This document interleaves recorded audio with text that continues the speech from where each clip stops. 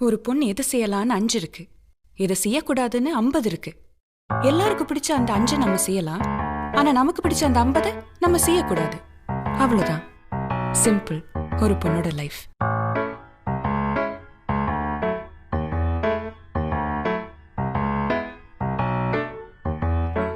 வாடி ராசாத்தி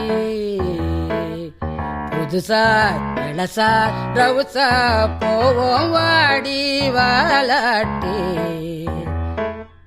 வரியா புலியா தனியா திரிவோம் ஊரே யாருன்னு கேட்டா உன் பேர மைக்கு செட்டு போட்டு உரிமை காட்டு காட்டு காட்டு காட்டு என்ன பாரு.